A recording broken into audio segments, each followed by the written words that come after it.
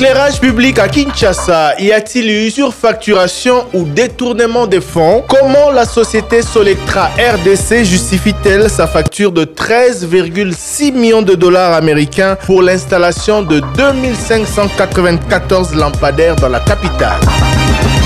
Édition spéciale ce mercredi 1er mai 2024 après le journal de 19h avec Samba Batili, le fondateur de Solectra RDC. Émission que je présenterai exceptionnellement avec Israël Moutala de 7sur7.cd. Rediffusion ce 2 mai après le journal de minuit et après le journal de 7h. Chers téléspectateurs, bonjour et bienvenue à ce programme spécial consacré à un sujet qui défraie la chronique à Kinshasa en particulier et en République démocratique du Congo en général. Nous allons parler éclairage de la ville de Kinshasa, mais pas que, car nous allons revenir également sur un autre sujet d'une importance nationale et historique, je veux dire, la délivrance des cartes d'identité aux Congolais. Pour en parler, je ne suis pas seul sur ce plateau, je suis accompagné d'Israël Moutala de 7sur7.cd. Bonsoir Israël. Bonsoir Thierry Kambondi. Notre invité s'est invité, on va dire, dans l'actualité sans le vouloir, car c'est un opérateur économique de renom sur le continent qui a fait ses preuves partout dans le monde et particulièrement en Afrique. Lui, c'est Samba Batili. Il est le fondateur d'ADS Group, dont Solectra et Afritech sont les filiales. Nous allons parler de ces entreprises et vous saurez pourquoi. Tout d'abord, vous avez suivi depuis un certain temps les réactions croisées du ministre national des Finances et du gouverneur de la ville de Kinshasa sur ce projet lié à l'éclairage de la ville de Kinshasa. Les lampadaires que l'on place un peu partout, on parle surfacturation, chacun se dédouane et tire la couverture de son côté, mais qu'en est-il très exactement de ces montants que les Congolais commentent sur les réseaux sociaux et qui énervent certains? Monsieur Samba Batili, bonjour. Bonjour. Nous sommes très heureux de vous retrouver pour nous donner votre version des faits en tant qu'opérateur économique. J'ai dit tout à l'heure que vous vous êtes invité dans l'actualité sans le vouloir, car votre mission est plutôt de faire le travail sur le terrain à travers votre entreprise. Et voilà, il y a une polémique qui implique votre entreprise et qui l'engage, et avec elle, des grands responsables de ce pays. Parlons d'abord de ce projet éclairage de la ville de Kinshasa et de ce fameux contrat que personne ne veut finalement endosser ou dont personne ne veut endosser le montant. Qu'en est-il très exactement? Comment vous l'avez gagné? Et pourquoi en est-on arrivé à cette polémique liée à ces chiffres qui font mal à la tête ou qui déclinent? Merci. Tout d'abord, j'aimerais vous remercier pour m'avoir donné l'occasion de donner aussi ma version des faits, parce que ça fait un moment que ces polémiques entrent. Je suis du genre très discret. Je n'aime pas tout le temps venir dans les médias, mais par la nature des choses, par la force des choses, je pense que fait un moment que vous m'avez invité.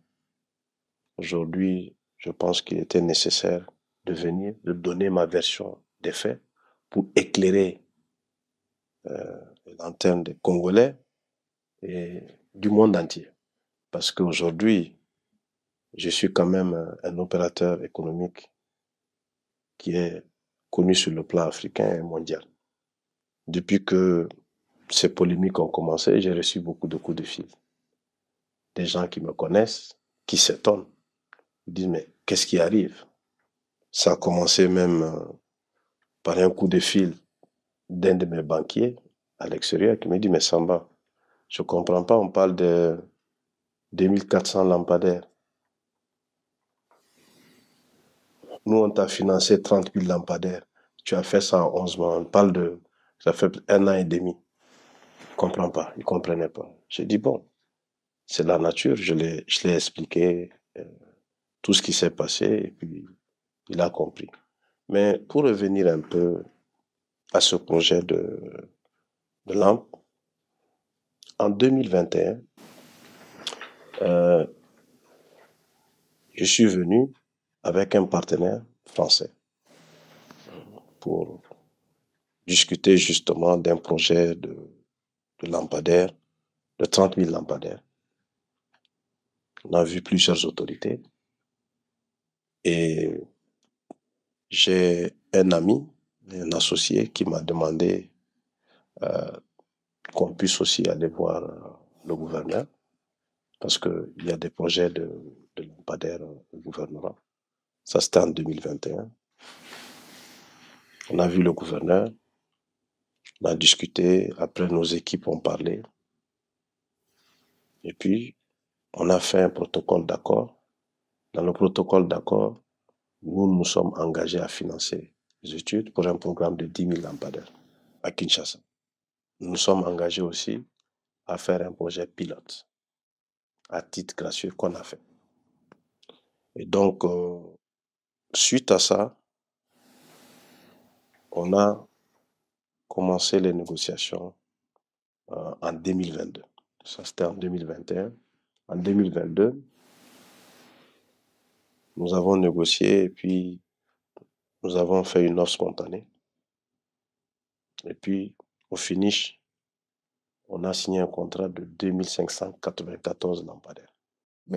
Mais avant juste de poursuivre sur votre lancée, est-ce que votre entreprise avait les capacités financières et techniques pour prétendre électrifier et la ville de Kinshasa ou encore un projet plus vaste en milieu urbain ou périurbain?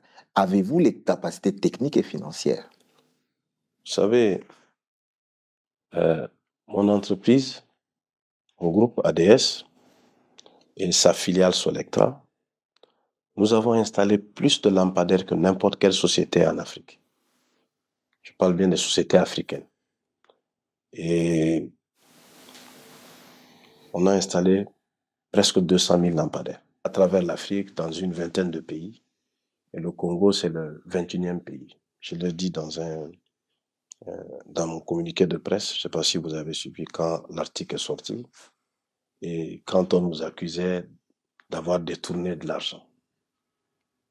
Quelqu'un qui détourne de l'argent ne fait pas le génie civil. Quelqu'un qui détourne de l'argent. Vous pouvez d'abord nous citer un pays où vous avez électrifié. En Afrique, c'est vague. Un pays concret avec un projet. Je vous cite 3 pays, pas un pays. Le Mali, qui est mon pays, j'ai installé au moins 5 à 6 000 lampadaires.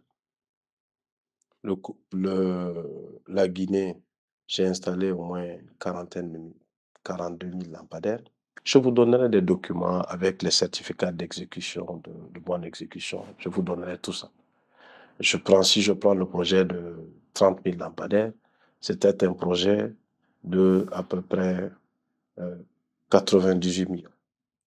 98 millions de francs CFA, de francs congolais ou de dollars? 98 millions de dollars. Et le projet que vous exécutez pour la ville est de combien de... Ici, on parle de 13 millions. Et ce projet, je l'ai exécuté en 11 mois et dans 304 localités, celui de la Guinée. Et ici, on parle de Kinshasa, de la capitale. On parle de 2594 lampadaires. Donc, si j'ai pu exécuter un projet de 30 000 lampadaires en 11 mois, dans 304 localités, avec des distances nord-sud qui peuvent aller jusqu'à 900 km, avec un mouvement de plus de 1400 conteneurs, alors qu'ici on parle qu'à peu près de 70 ou 80 conteneurs. En termes de logistique, vous pouvez comprendre qu'on a la capacité, on a l'habitude. Le Congo n'est pas le premier pays où on a fait des lampadaires. Et pour la petite histoire, je n'étais pas venu pour un projet de 2500 lampadaires. J'étais venu pour un projet plus grand. Et c'est en attendant, parce que quand on vient dans un pays, on travaille sur des projets courts, moyens et long terme. Donc, on s'est dit, bon, pour commencer, ça c'est un projet avec lequel on peut commencer. Sinon, à la base, c'était même l'étude, c'était 10 000 lampadaires.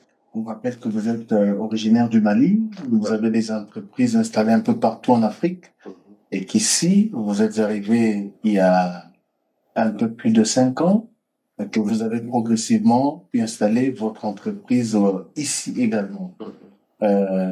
Avant de gagner ce marché, on va parler également du contrat le plus important que vous évoquez. Alors, qu'est-ce qui s'est passé ici? Vous dites que vous avez négocié avec la ville, vous avez signé un protocole d'accord, le contrat était de combien et quels en sont les détails? Le contrat était de 13 millions 600. Pour éclairer toute la ville, pour éclairer une partie de la ville? Pour éclairer une dizaine d'artères de la ville de Kinshasa, ce qui fait les 2594 lampadaires. Et donc, quand on a signé le contrat, c'était au mois de mai. OK? 2022. On a signé le contrat au mois de mai et pour bien structurer le projet, nous voulons avoir l'assurance que la mairie, le gouvernorat avait la capacité de rembourser le financement qu'on pourrait amener. Donc, nous avons discuté avec le gouverneur et le gouverneur a proposé qu'on aille voir le ministre des Finances. On est allé voir le ministre des Finances. Nous avons eu des discussions avec le ministre des Finances. Le ministre des Finances nous a dit que le projet est pertinent parce que ça va permettre de combattre l'insécurité et tout ça, qui n'a pas de problème avec le projet, mais que son problème, c'est avec le coût. Parce qu'on lui avait donné la copie et ça, c'était au mois de juin. Donc, vous êtes allé voir le contrat a été signé au mois de mai, on a vu le ministre au mois de juin. Vous êtes allé avec le gouverneur? Avec le gouverneur, voir le ministre des Finances. Et le ministre des Finances nous a clairement dit que son seul problème avec le contrat, c'est le prix. Parce qu'il venait, justement, il y a quelques jours, parce qu'il nous a dit, de signer un contrat ou de payer un projet où les lampadaires étaient en moyenne 1500, 2000 $. Donc, il y avait des lampadaires à 1500 à 2000 $, alors que le vôtre était à plus de 4000 $. Le nôtre, si vous divisez ça par lampadaire, parce que je veux rentrer après dans la structure des coûts, vous allez mieux comprendre. Mais donc, les accusations de surfacturation, c'est par rapport au coût. Ces accusations là-bas sont légitimes. Des lampadaires à 1500, les vôtres à plus de 4000, qu'est-ce qui justifie cet écart de prix? Justement, c'est ce que quand le ministre a parlé de prix, il trouvait ça cher, je dis, comparaison n'est pas raison. Parce que j'ai dit au ministre, vous avez un téléphone, je vois que c'est un iPhone. Le téléphone que vous avez, un iPhone, ça coûte 1200, et ça peut coûter jusqu'à 2000 en fonction de la capacité de la mémoire. C'est un téléphone, un smartphone. Mais vous pouvez aussi avoir un téléphone qui coûte 200 $. Un téléphone Techno ou un téléphone Itel, c'est dans ce coût-là. J'ai été distributeur de Samsung. Pendant une dizaine d'années, j'ai distribué le téléphone. Je sais de quoi je parle. OK? Donc, téléphone, il y a téléphone et téléphone. La différence entre un iPhone et un Techno, c'est la qualité, la capacité et tous les features qu'il y a sur le téléphone. Nos lampes, je vais être très transparent avec vous. Normalement, ça, c'est des secrets professionnels. Mais comme ici, on est dans un souci de transparence, et je vais vous laisser aussi, après cette discussion, tous les documents, c'est-à-dire les factures, la preuve de paiement à travers la lettre de crédit, les paiements des différentes opérations autour de ce projet. Et par la suite, on peut aller aussi sur le terrain. Comme ça, vous allez aussi comprendre la différence de prix. Monsieur, on est où ici? Ici, nous sommes dans la commune de Kasavubu, précisément sur l'avenue Enseignement. C'est là où nous sommes. Le poteau que l'on voit ici est de combien de mètres? Bon, le poteau ici est de 7 mètres. Et nous regardons leur puissance de la lumière avec notre appareil luxomètre. Nous avons vu qu'il y a même il y a des poteaux qui font 3,5, il y a d'autres qui font 1,5 seulement. C'est ce que nous voyons ici. Et l'idéal pour avoir une meilleure lumière ou un meilleur éclairage, c'est de combien? Bon, pour avoir un meilleur éclairage, on peut aller de 45 à 60 lux pour avoir un meilleur éclairage.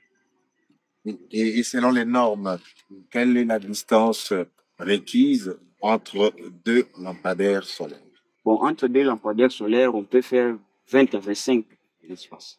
Est-ce que ici, selon les calculs, les distances sont-elles respectées ou elles sont plus espacées ou moins espacées? Non, les distances ne sont pas respectées parce qu'ils ont mis là, il y a mis 18, d'autres ils ont dépassé, ils n'ont pas respecté la distance.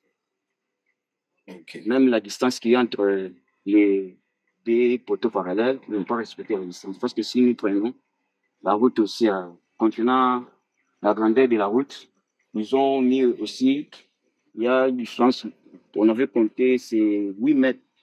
8 mètres. C'est déjà une erreur. Comme je l'ai dit lors de la discussion qu'on avait eue avec le gouverneur et le ministre au début du projet, il y a lampe et lampe. Comparaison n'est pas raison. Nous sommes entre deux communes, Makala et Selimba, sur la route Elengesa. Nous voyons là où Soletrami, c'est lampadaire solaire. Quand nous regardons, nous voyons qu'ils ont respecté la distance de 25 mètres à chaque poteau. Et nous voyons la longueur de leur poteau, c'est à 9 mètres de longueur. Dès presque 3 heures du matin. Si vous regardez, vous allez voir qu'il n'y a pas la circulation. Comme les lampes sont faites avec un système intelligent, donc dès que ça arrive à 3 heures du matin, comme il n'y a pas la circulation, la lumière va un peu rebaisser. Mais dès qu'on arrive à 4 5 heures, quand il y aura la circulation, comme les lampes ont un système intelligent, c'est quoi, la lumière va encore augmenter ou bien monter à 100%. Nos lampes, d'abord, c'est des lampes qui sont le fruit d'une grande recherche faite par cette société, qui s'appelle Suna Design, qui a comme actionnaire une banque. BNP fait partie des actionnaires de cette boîte. Si vous voyez que BNP investit dans une société, une start-up, ça veut dire qu'elle a de la technologie où il y a une différence. Parce que si c'était une société qui fait des lampadaires lambda, je ne pense pas qu'ils auront investi. Ce n'est pas seulement la BNP seulement. Il y a d'autres grands investisseurs capitalistes, venture capitalistes, qui ont mis de l'argent dans cette boîte. Vous connaissez un peu les venture capitalistes.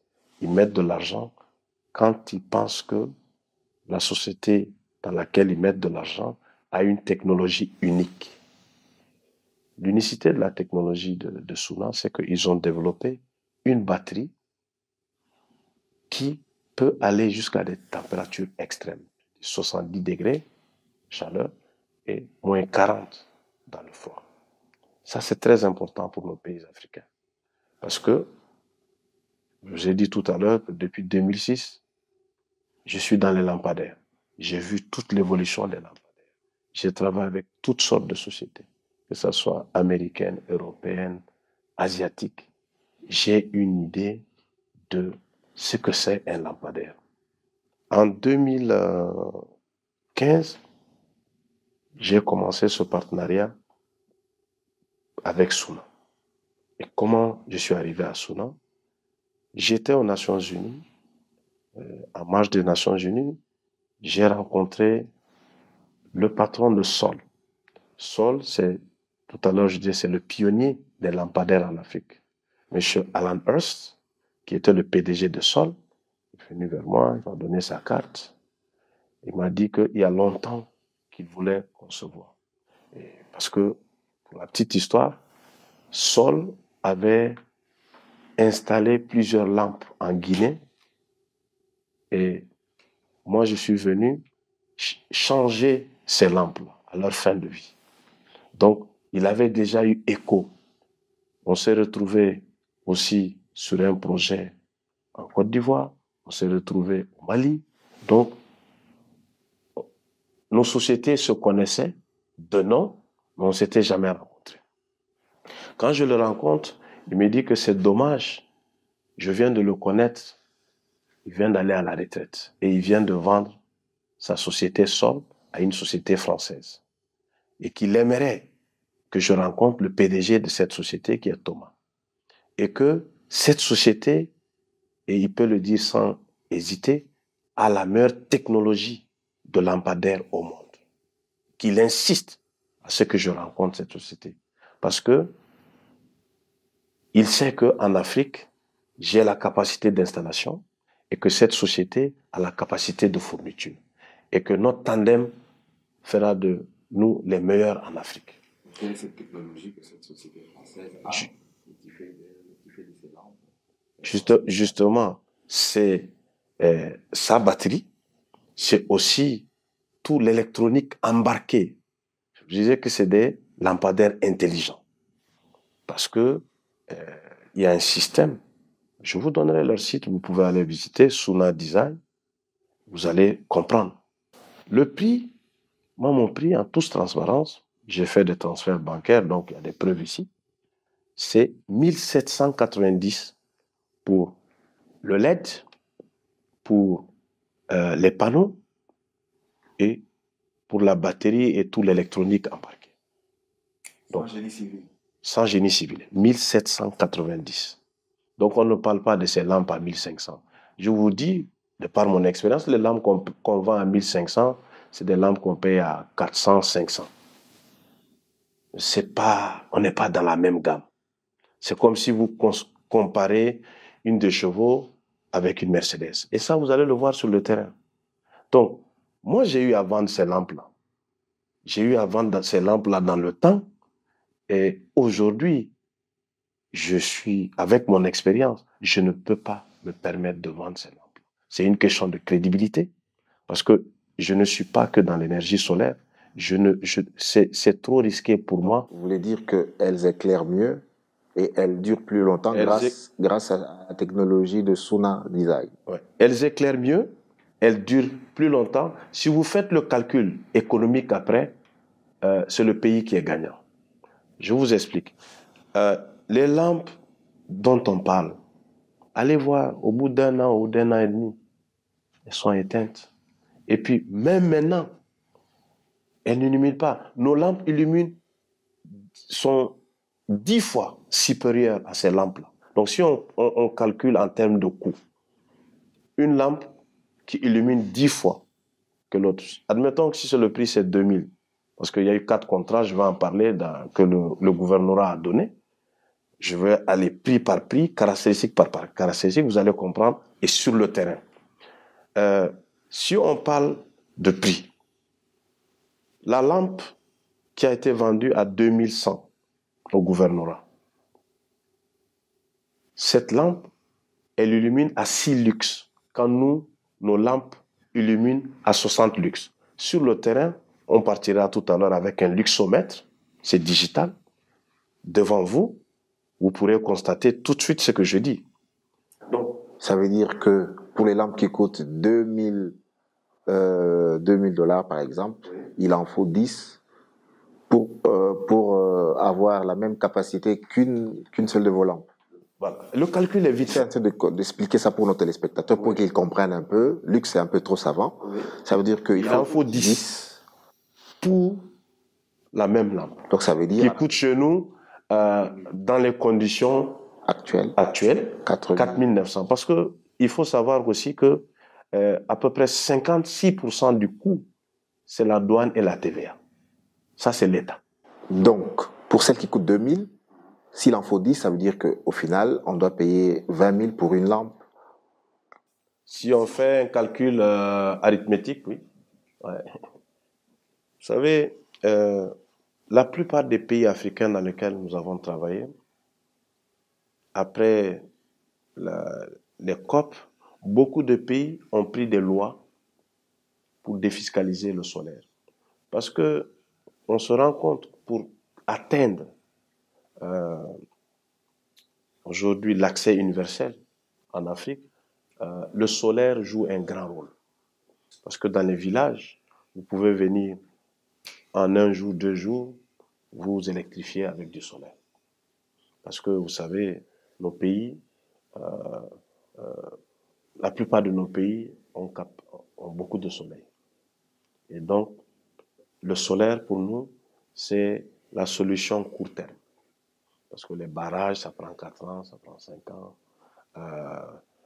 Les autres, les turbines à gaz, ça prend 3-4 ans. Donc, mais au Congo, on n'a pas défiscalisé. La nouvelle loi sur l'énergie, la déclaration secteur énergétique. Justement, c'est là où il y a la confusion.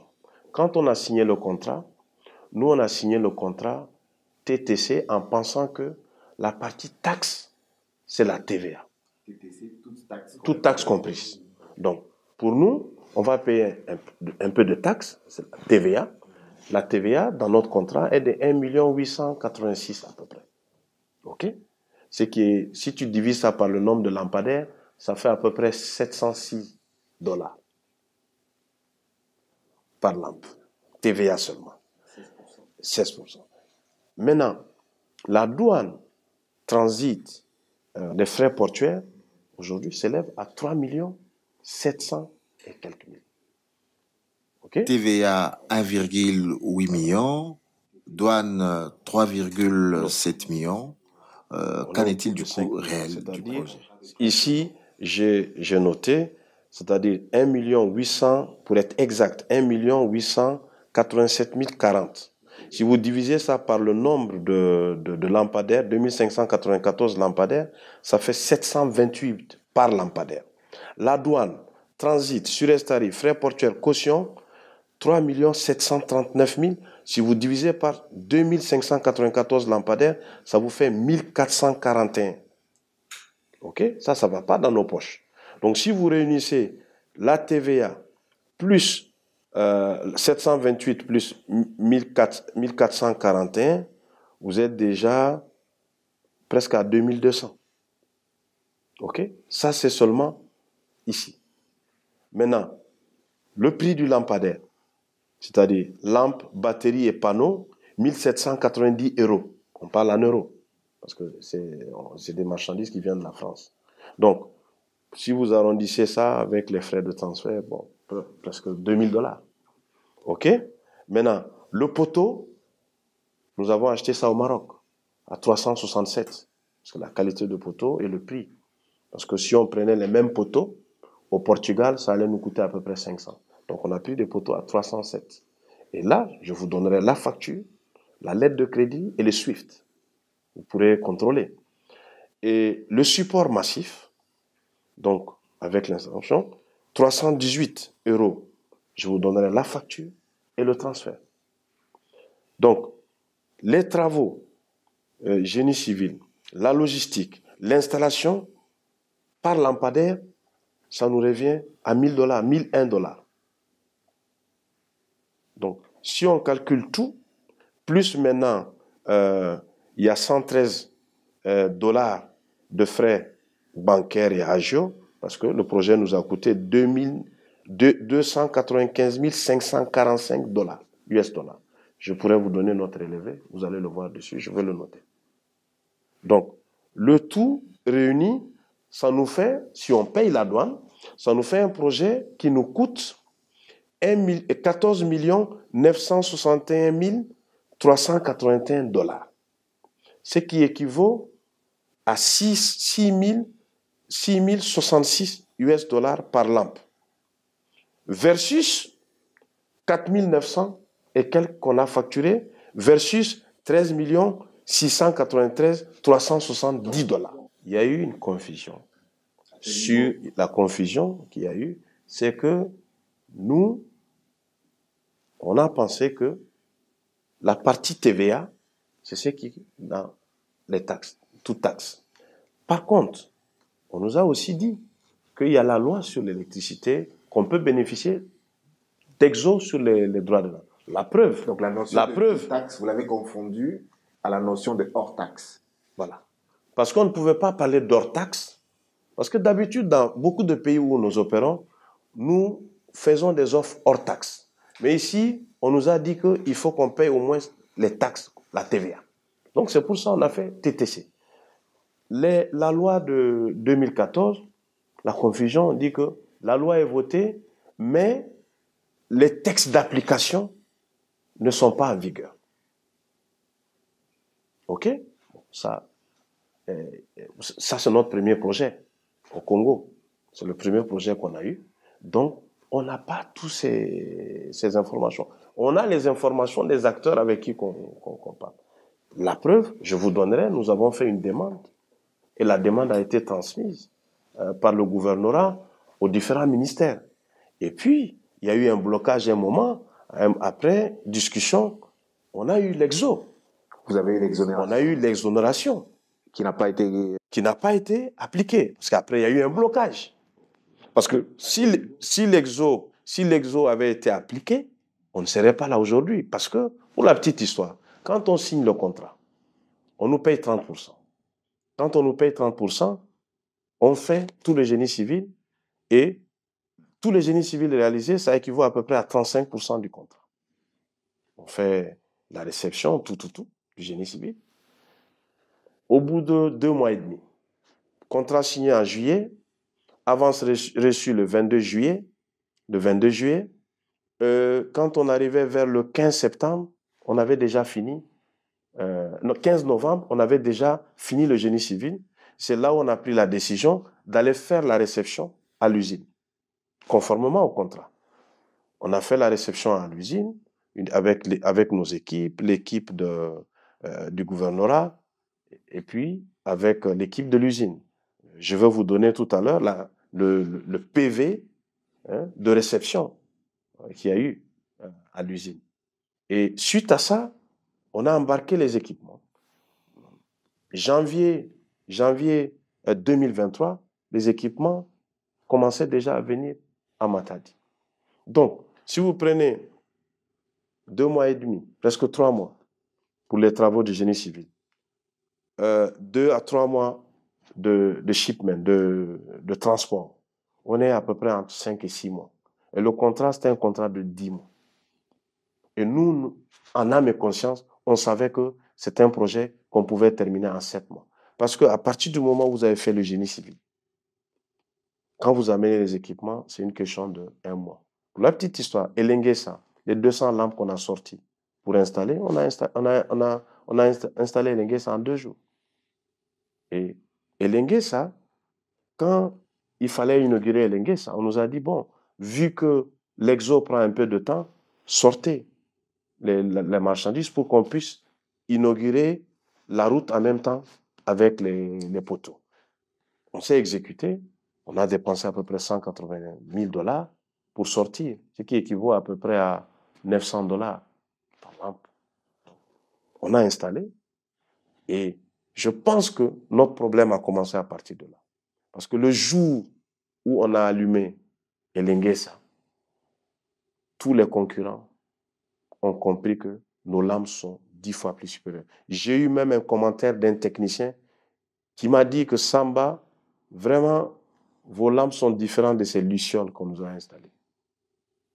Lucioles, il m'a dit. Et vous allez le constater sur le terrain. Nos lampes sont 10 fois supérieures à ces lampes. Et donc, on ne peut pas comparer ce qui n'est pas comparable.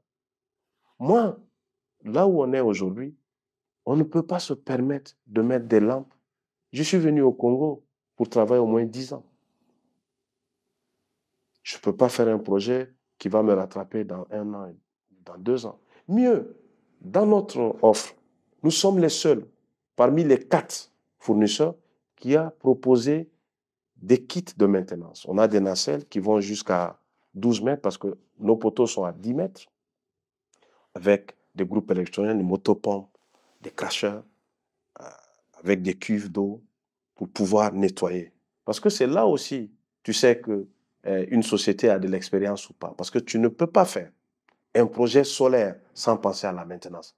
Nous avons eu à travailler sur plusieurs projets. L'un des plus grands problèmes des lampes solaires en Afrique, c'est quoi? C'est la maintenance. Et ça, c'est notre expérience qui parle. Et même l'équipe technique, dans notre offre, quand ils ont vu ça, ils nous ont plus respectés. Ils nous ont dit, vous savez de quoi vous parlez, parce qu'un projet de lampadaire solaire, il faut en moyenne chaque 2 mois passer nettoyer les panneaux. Parce que, surtout dans nos pays, avec la poussière, les crasses qui se mettent sur les panneaux, ça bloque les rayons solaires. Et quand la batterie ne reçoit pas les rayons solaires, la charge, elle ne charge pas comme il faut. Et ça peut même gâter la batterie. Donc, nous avons mis, et dans notre offre, il y a 308 $ d'équipement de maintenance. Je vais vous donner tous ces détails-là, vous allez voir. Il y a 308, parce qu'il y a des nacelles de 12 mètres, des nacelles élévatriques avec des boutons. Vous appuyez, 2 personnes montent, ils font la maintenance, ils partent. Donc, tout ça fait partie de notre offre. Et je pense que, avec le temps, nous allons être des héros dans ce pays. Aujourd'hui, on parle parce que les gens ne savent pas de quoi on parle. Parce qu'il y a peu de spécialistes. Moi, je serais à l'aise si on me met en face des spécialistes de solaire. Parce que je peux défier quiconque sur ça. Mon expérience parle, mes références parlent, et il n'y a pas de magie, il n'y a pas d'inconnu dans ce business que je ne connais pas. Malgré la qualité de votre offre, on est dans l'impasse, le projet connaît du retard. Quelle sera l'issue de ce projet? L'exonération vous octroyée sera-t-elle finalement exécutée? C'est ce qu'on a trouvé depuis 2 semaines. On a trouvé une solution. Nous allons dédouaner et avec un échelonnement. Mais le prix ne va pas changer. Mais c'est dommage. Parce qu'on n'est pas une ASBL, on n'est pas une fondation. Et même si j'ai une fondation, parce que pour la petite histoire, quand je suis venu au Congo, quand j'ai créé mon groupe, j'ai créé toutes les filiales, j'ai créé aussi ma fondation, Fondation Volontaire d'Afrique. Et pour revenir même sur la fondation, j'ai eu à envoyer 2 conteneurs de motos que j'ai voulu offrir à un projet de jeunes. Mais jusqu'à présent, c'est un don que j'ai fait. Jusqu'à présent, les conteneurs sont au fond. Ça devait normalement bénéficier d'Exo. On a tourné, jusqu'à présent, et les conteneurs sont au port. On avait même promis, on m'avait présenté une dame avec qui on devait travailler sur des mototaxis pour les femmes. Et imaginez-vous quelque chose que j'ai offert, un don. Et c'est pas le seul. J'ai aussi offert des terrains de basket ici, avec la NBA, qui m'a coûté 250 000 $. Mais les terrains arrivés, ça fait plus de 6 mois. J'étais obligé de payer aussi ça. Donc, je peux comprendre que quand on est une fondation, on fasse des dons. Mais ma société Solectra, c'est une société commerciale. On ne fait pas un projet pour perdre de l'argent. C'est ça la difficulté de ce projet et le vrai problème de ce projet, parce qu'on parle de détournement. Quelqu'un qui veut détourner de l'argent ne va pas prendre 30% et faire le génie civil. Quelqu'un qui veut détourner de l'argent, il ne va pas avec 30% amener tous les équipements du projet dans le pays au port. Quelqu'un qui veut détourner de l'argent, il ne va pas garder pendant 1 an et demi tous ses employés, je continue de les payer. Donc, quelqu'un qui veut détourner de l'argent, il prend de l'argent, il part. Et moi, on parle de 13 millions. 13 millions. Rien que ce que j'ai mis en billet d'avion et en jet privé pour venir ici, ces 5 dernières années, ça dépasse 13 millions. L'hôtel où on est aujourd'hui, au Tana, demandez à la réception. Je suis à plus de 2 800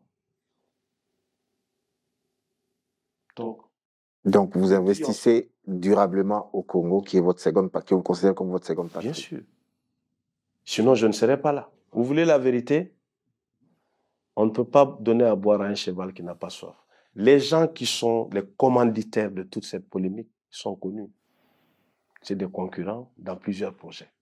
Et ces concurrents ont réussi à drainer avec eux des politiques, des gens de l'administration, pour atteindre leur but. J'ai été informé, pour la petite histoire, avant que le premier article qui sort un dimanche, je crois il y a à peu près 2 mois, j'ai un ami que j'ai connu à Bruxelles. Il est venu chez moi. Il avait insisté ce jour-là à me voir. Il est venu à la maison. On a discuté. Il m'a dit, Samba, j'ai participé à une réunion hier.